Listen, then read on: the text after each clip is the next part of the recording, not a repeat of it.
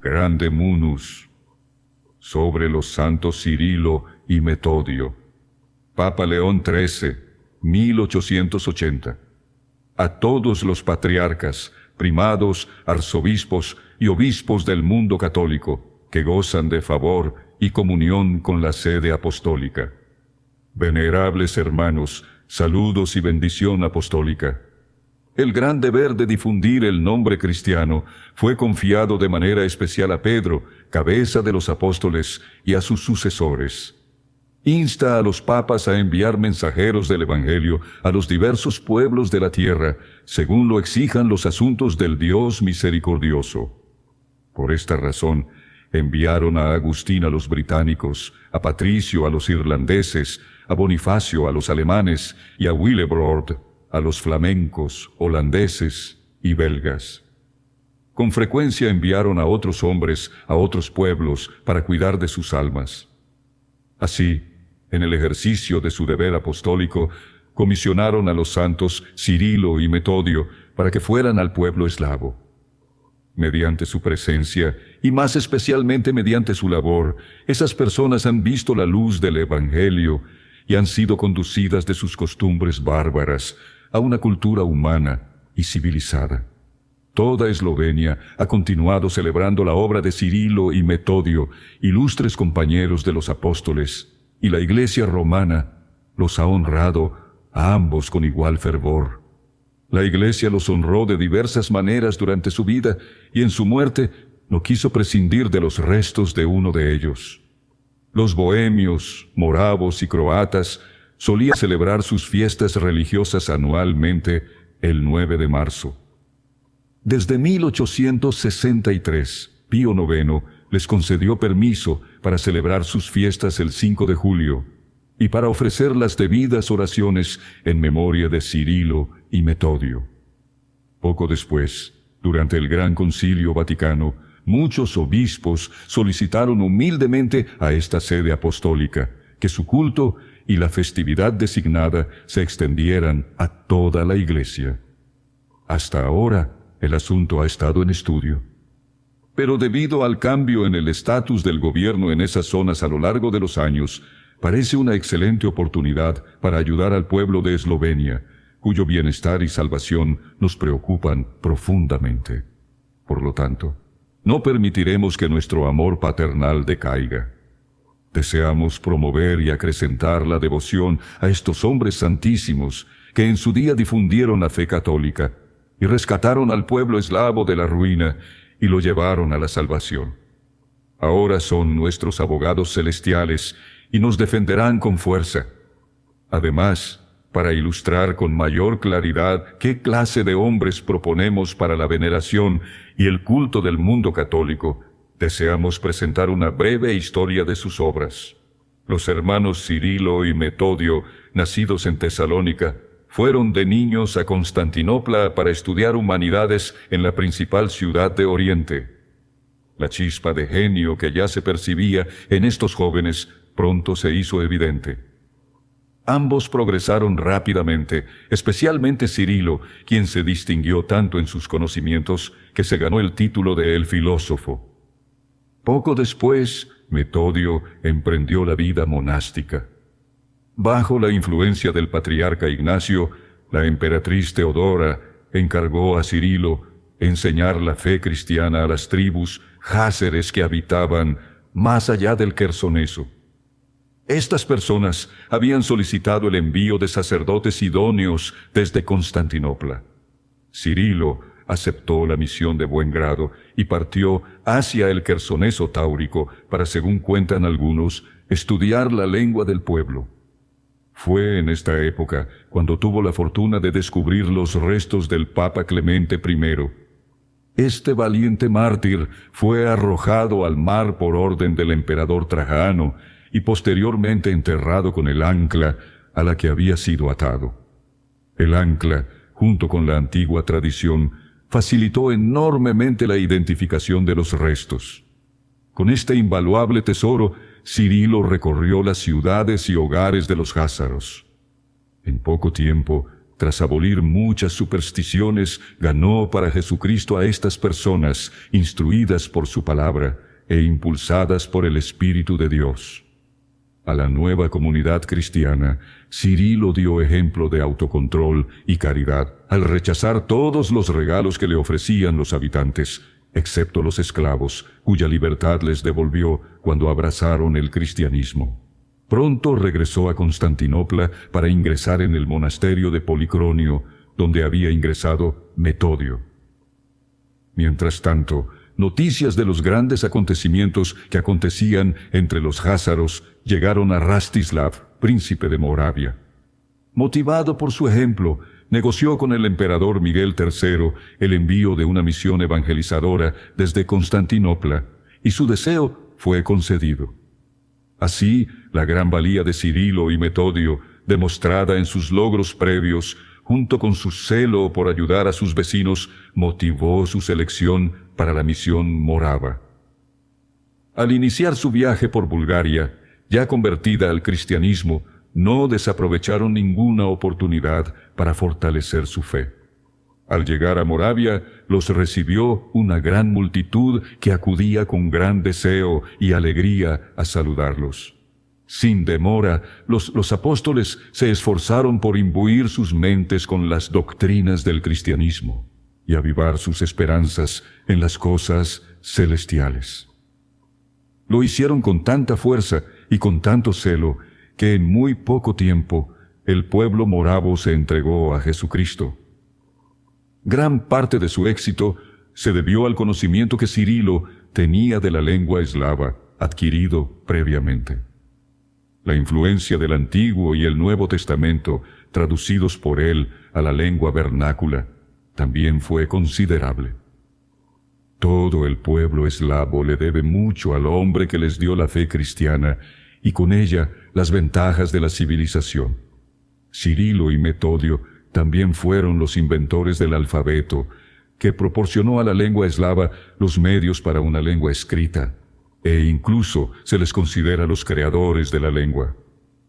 Otro informe de estas remotas provincias anunció a Roma la gloria de sus hazañas. Así, cuando el Papa Nicolás primero ordenó a los hermanos que fueran a Roma, obedecieron sin vacilar. Iniciaron su viaje a Roma rápidamente, trayendo consigo los restos de San Clemente. Ante esta noticia, Adriano II, elegido para reemplazar al difunto Papa Nicolás, salió con el clero y el pueblo a saludar a los ilustres visitantes. El cuerpo de San Clemente fue llevado con grandes portentos a la basílica construida en tiempos de Constantino, en los mismos terrenos de la casa ancestral de aquel invencible mártir. Cirilo y Metodio relataron entonces al sumo pontífice y a su clero la misión apostólica que habían cumplido con tanta santidad y laboriosidad. Se les acusó de actuar en contra de las antiguas costumbres y de los santos ritos al usar la lengua eslava en asuntos religiosos. Sin embargo, defendieron su causa con un razonamiento tan indiscutible y noble que el Papa y todo el clero los elogiaron y aprobaron su proceder. Ambos prestaron entonces juramento, según la tradición católica, y juraron permanecer en la fe de San Pedro y de los papas. Posteriormente, fueron creados obispos y consagrados por el propio Adriano, y muchos de sus discípulos fueron elevados a diferentes grados en las sagradas órdenes. Sin embargo, fue la previsión divina que Cirilo muriera el 14 de febrero del año 869, más maduro en virtud que en edad. Tras un espléndido funeral público como el que se ofrecía a los papas, fue enterrado con honores en una tumba que Adriano se había construido. Como el pueblo romano no soportó enviar el santo cuerpo a Constantinopla, a pesar de que su afligido padre lo pidió, fue llevado a la basílica de San Clemente y enterrado cerca de aquel a quien Cirilo había reverenciado durante tantos años. Mientras lo llevaban por la ciudad entre cantos festivos y salmos, no tanto como un funeral, sino como un triunfo, el pueblo romano ofreció ofrendas de honor celestial al santo varón. Tras estos acontecimientos, Metodio regresó a Moravia como obispo, bajo las órdenes papales. En esa provincia, convertido en un modelo espiritual para su feligresía, comenzó a servir al catolicismo con mayor intensidad cada día. Se opuso firmemente a las facciones reformistas, para que el nombre católico no se viera afectado por ideas erróneas. Educó al príncipe Svatopluk, quien sucedió a Rastislav en asuntos religiosos. Le advirtió sobre eludir sus deberes, lo reprendió y finalmente lo excomulgó. Por estas razones, provocó la ira de aquel tirano rebelde y malvado. Posteriormente, fue enviado al exilio. Poco después fue llamado de nuevo, y sus esfuerzos lograron un cambio de actitud en el príncipe, y le hicieron comprender que debía volver a una vida más pura. Es notable que el amor vigilante de Metodio traspasara las fronteras de Moravia y llegara a los liburnios y serbios, ya que era el sucesor de Cirilo. Ahora alcanzaba a los panonios, a cuyo príncipe, Cosel, se convirtió a la religión católica y lo mantuvo en sus funciones. También alcanzaba a los búlgaros, a quienes confirmó en la fe junto con su líder, Boris. Luego, otorgó los dones del cielo a los dálmatas. Finalmente, trabajó con ahínco para que los corintios conocieran y veneraran al único Dios verdadero. Pero esto se convirtió en una fuente de prueba para Metodio. Algunos miembros de la nueva comunidad cristiana envidiaron sus logros y virtud. Lo acusaron ante el Papa Juan VIII, sucesor de Adriano, de ser infiel a su fe, a pesar de ser inocente. También lo acusaron de violar las tradiciones de los padres, quienes usaban solo el latín o el griego en el ejercicio de sus deberes religiosos. Queriendo preservar la integridad de la fe y mantener las antiguas tradiciones, el Papa convocó a Metodio a Roma para justificarse. Metodio compareció ante el Papa Juan, varios obispos y el clero romano en el año 880, pues siempre estaba dispuesto a obedecer y confiaba en el testimonio de su conciencia. Obtuvo una victoria fácil al demostrar que él mismo había seguido las enseñanzas católicas. Demostró que siempre había enseñado a otros la fe que había jurado sobre la tumba de San Pedro, el príncipe de los apóstoles, juramento hecho en presencia de Adriano y con su aprobación. Si había usado la lengua eslava en la celebración de los sacramentos, lo había hecho por buenas razones, pues contaba con el permiso especial del propio Papa Adriano, y las Sagradas Escrituras no lo prohibían. Metodio se liberó tan completamente de toda sospecha de culpa que el Papa lo abrazó en ese mismo instante y confirmó su jurisdicción arzobispal y su misión entre los eslavos. Metodio regresó a Moravia, acompañado de varios obispos que serían sus coadjutores, con cartas de recomendación y libertad de acción en su labor. Para confirmar estas cosas, el Papa envió cartas a Metodio para que no volviera a ser objeto de la envidia de sus detractores. Por esta razón, Metodio cumplió con mayor diligencia sus deberes asignados, confiado en estar unido al Papa y a toda la Iglesia romana por un estrecho vínculo de fe y amor. Su labor pronto produjo una cosecha excepcional. Con la ayuda de un sacerdote, convirtió al príncipe Boris de Bohemia y luego a su esposa Ludmila, y en poco tiempo el cristianismo se extendió por toda aquella tierra. Al mismo tiempo, llevó la luz del Evangelio a Polonia. Penetró en Galicia, donde estableció la sede episcopal del Lviv. Luego, según algunos informes, penetró en Moscovia y estableció la sede episcopal de Kiev. Tras coronarse con laureles imperecederos, regresó a Moravia y a su pueblo. Sintió que su muerte se acercaba y nombró a su sucesor, y sus últimas palabras exhortaron al clero y al pueblo a practicar la virtud. Partió en paz de esta vida, que había sido para él el camino al cielo. Así como Roma lloró a Cirilo, Moravia lloró la pérdida de Metodio, mostrando su dolor al rendirle un entierro con todos los honores. Venerables hermanos, el recuerdo de estos acontecimientos nos causa gran alegría. Nos conmueve profundamente la magnífica unión de la nación eslava con la Iglesia romana, una unión de nobles orígenes. Aunque estos dos apóstoles de la fe cristiana partieron de Constantinopla para predicar a pueblos en tierras extranjeras, fue de esta sede apostólica, centro de la unidad católica, donde recibieron la investidura de su misión, o, como ocurrió más de una vez, su solemne aprobación. En verdad, fue aquí, en esta ciudad de Roma, donde rindieron cuentas de su misión y respondieron a sus acusadores. Fue aquí, ante las tumbas de Pedro y Pablo, donde juraron guardar la fe católica. Fue aquí donde recibieron la consagración episcopal y el poder para establecer la sagrada jerarquía, observando en ella la distinción entre cada orden.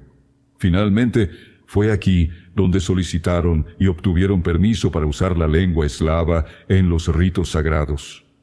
Este año se cumplirán 10 siglos desde que el Papa Juan VIII escribió al príncipe Svatopluk de Moravia: «Es justo que alabemos la lengua eslava que resuena con las alabanzas debidas a Dios. Ordenamos que las proclamaciones y obras de nuestro Señor Jesucristo se digan en esa lengua. Nada en la verdadera fe o doctrina nos prohíbe cantar la misa en lengua eslava, o leer las lecciones del Evangelio correctamente traducidas e interpretadas en ella, o cantar en ella las horas divinas».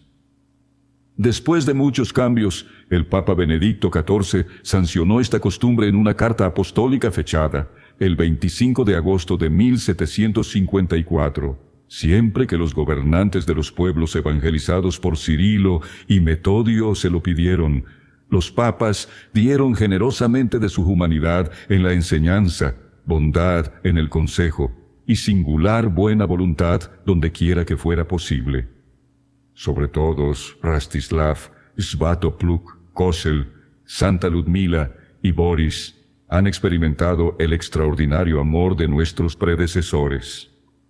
La paternal preocupación de los papas por el pueblo eslavo no cesó con la muerte de Cirilo y Metodio. Más bien, siempre ha brillado al preservar entre ellos la santidad de la religión y la prosperidad pública.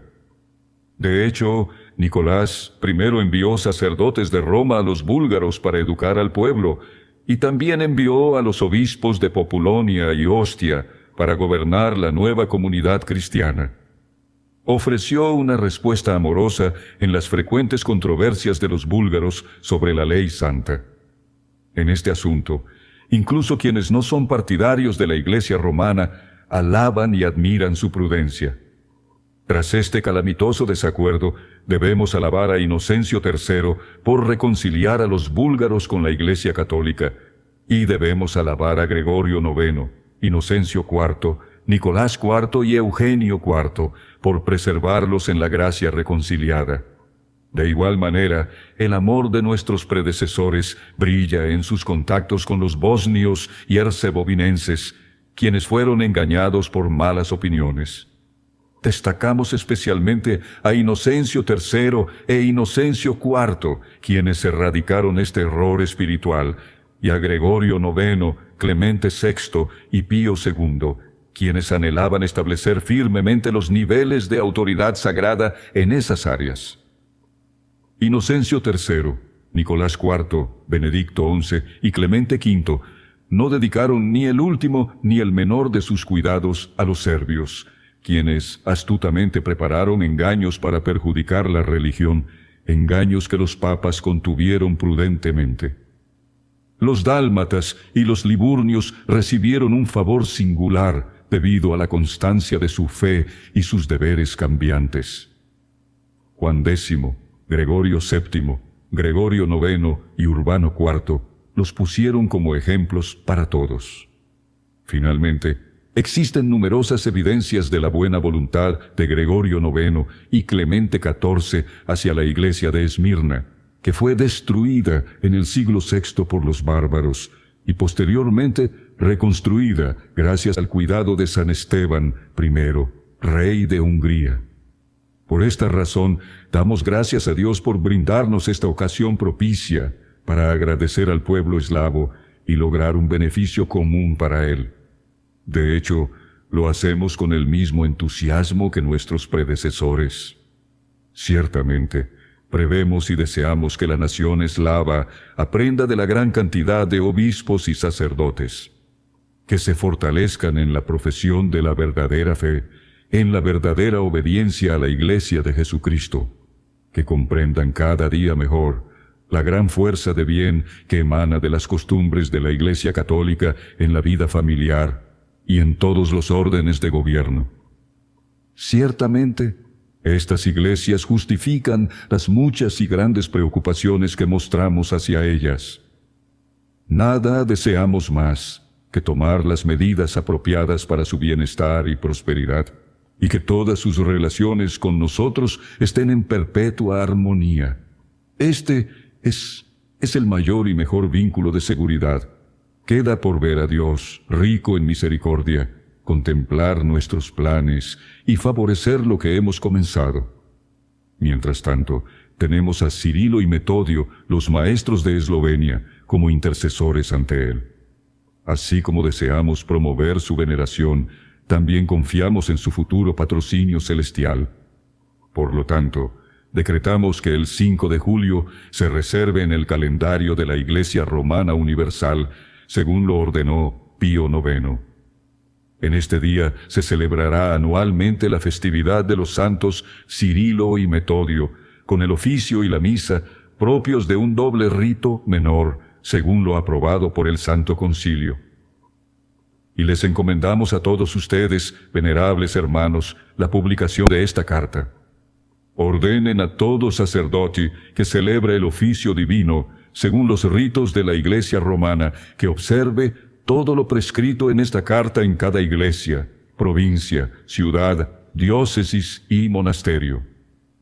Los persuadimos y animamos a que estimulen la oración a Cirilo y Metodio, para que intercedan ante Dios y velen por la cristiandad en Oriente.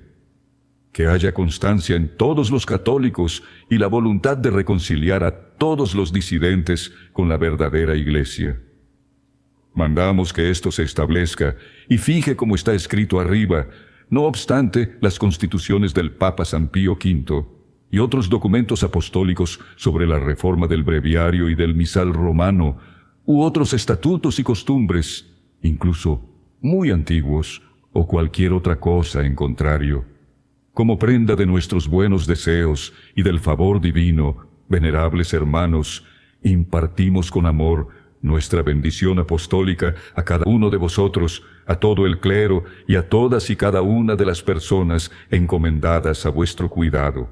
Dado en Roma, junto a San Pedro, el día 30 de septiembre de 1880, año tercero de nuestro pontificado.